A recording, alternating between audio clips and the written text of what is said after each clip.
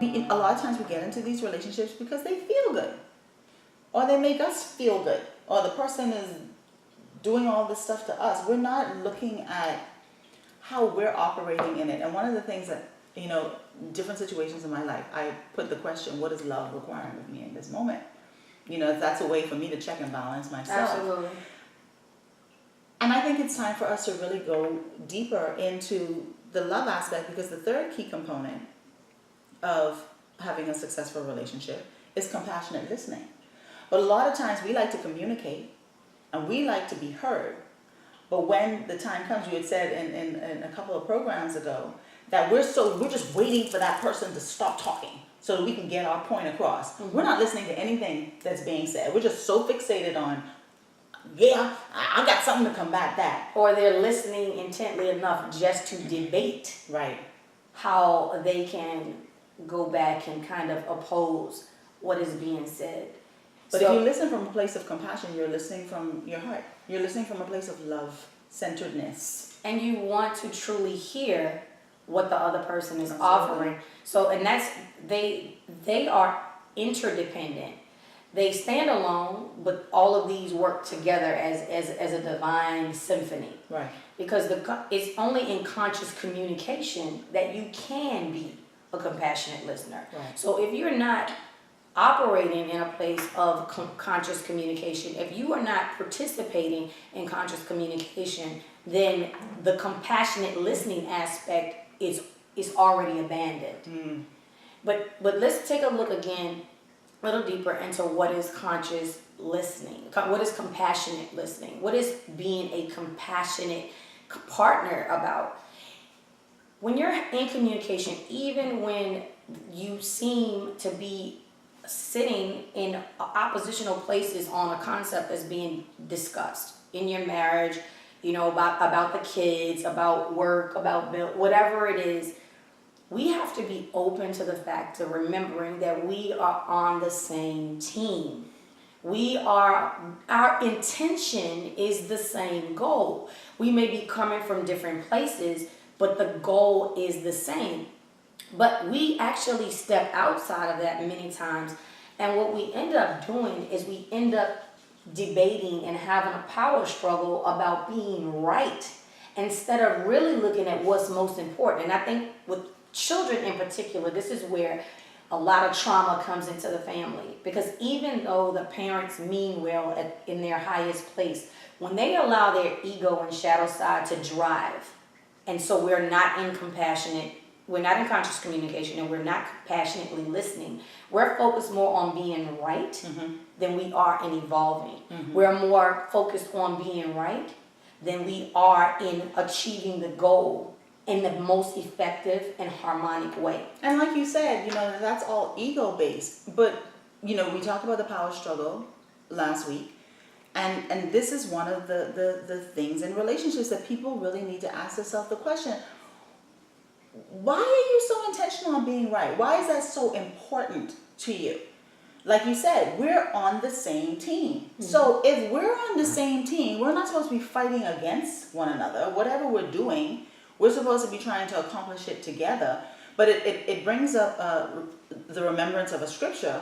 A house divided against itself cannot stand. Exactly. United we're going to stand, but divided we're going to fall. Exactly. Every single time. And so I love how you said that. I'm getting chill bumps all over me as I'm talking.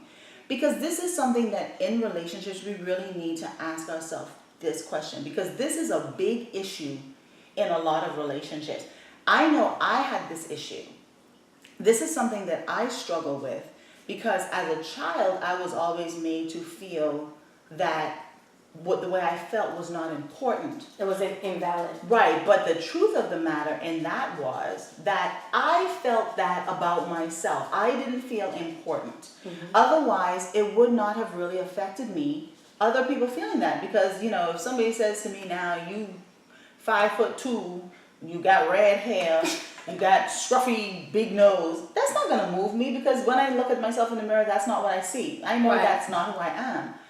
But when you question where you are and someone challenges you in that area or attacks you in that area, You feel this need to fight when there's really a part of you that feels that way about yourself. Absolutely. That is exactly what it is. And it goes back to what we've said consistently throughout every one of these topics, is that everyone is a mirrored reflection of ourselves. And so when we find ourselves oppositional, there's something that we're trying to communicate to ourselves in truth. Right. And so we need to really check ourselves in that moment when we're feeling, and I'm going to invite everyone in any conversation that you have, in anything that comes up for you in the next day or so, I challenge you that in your conversation that you monitor and observe exactly how you're feeling as people are speaking, and you're seemingly in opposite places, and that you are actually sitting.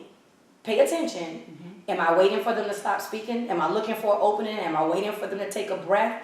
Am I waiting to jump in and counter that? Are my feelings being heard in this? Am I feeling some sort of discomfort by what they're saying? Because one of the things that I wanted to raise in this program as well, and I think this is a perfect place to put it in, is that pain comes to get our attention. Absolutely. So what is the pain trying to tell you? When you have pain manifest in your body, it's telling you that something is wrong in a specific area. It's trying to get your attention to check it out. So when these things come up with the challenge that Nye gave, really look at it and say, okay, what is this coming to tell me?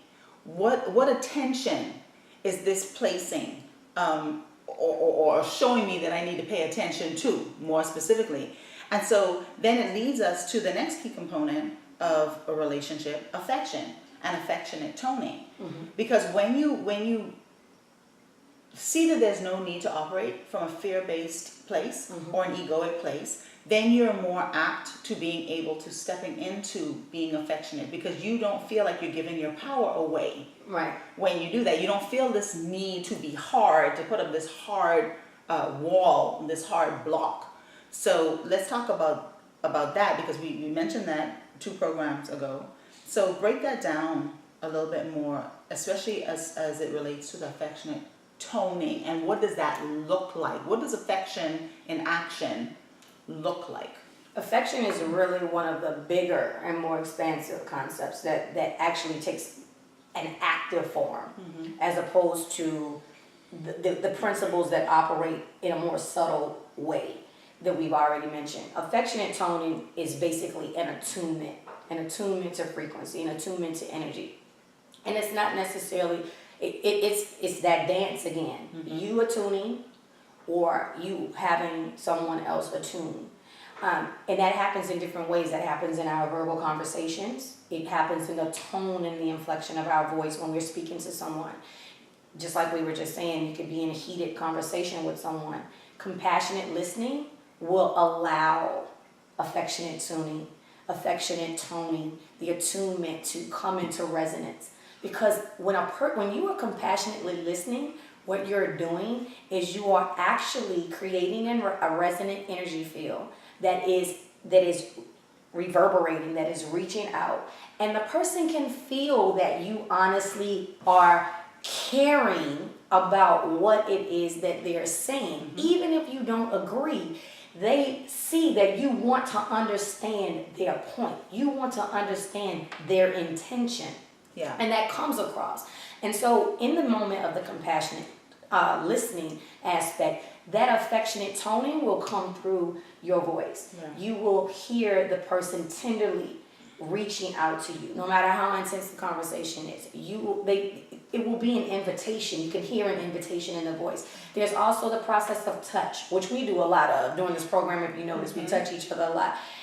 For various reasons, but that's the central component, is that we are affectionately tuning into one another. We want the other to feel the flow of where we are and to stay connected.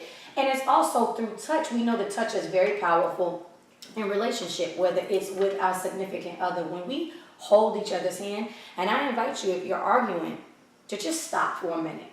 Just stop, breathe, and just touch each other's hand and go into your heart. Yeah, I actually saw a post on Facebook this week, and it talks about cuddling and how cuddling can relieve depression, it can relieve stress, and it's so true. And so I like what that suggestion that you gave. If you're going through something, just stop. And as a matter of fact, if you're in a relationship with someone, you're living, you're married, you should start your day with affection. Start your day Absolutely. with a touch, and you will notice how it will just completely solidify the flow for that day. Absolutely. Yeah. Even if you don't feel in a space to be touched, if you would just go out of your comfort zone Yeah. and make that connection, because this is so important to our humanity, to our humanness, is to really just feel each other.